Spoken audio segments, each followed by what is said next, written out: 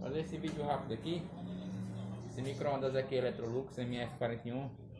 O cliente tá reclamando de barulho assim que liga ele. Barulho enjoado, parece que vai explodir. Essa foi o que o cliente disse. Vou mostrar para vocês o problema.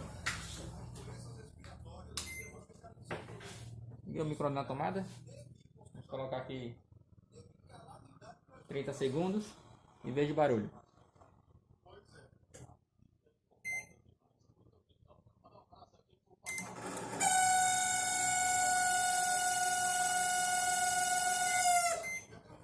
Viu o barulho? O que pode ser esse barulho?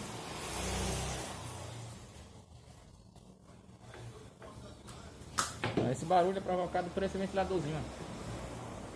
Esse ventiladorzinho aqui que é provocando o barulho. O mancalzinho dele hoje, ele tá vindo de plástico, ele aquece, dilata e aí dá uma folga. Essa folga aqui. E aí quando você liga o micro-ondas, ele apresenta isso. O que resolver aqui, como resolver? Ou troca o mancal ou troca o ventilador. Vou trocar aqui, você vai ver como é que resolve. É fácil trocar o ventilador. Atrás tem um parafuso. Tira o terminal. Pronto, beleza. Tirou o terminal do ventilador. Tirou o parafuso.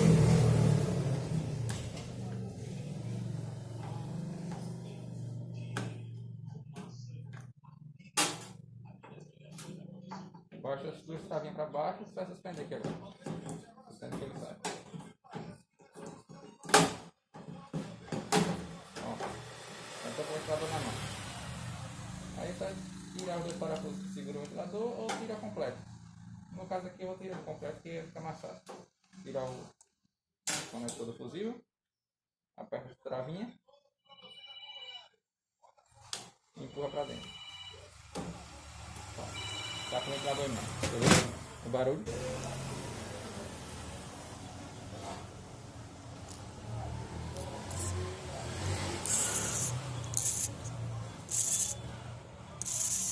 Olha o barulho.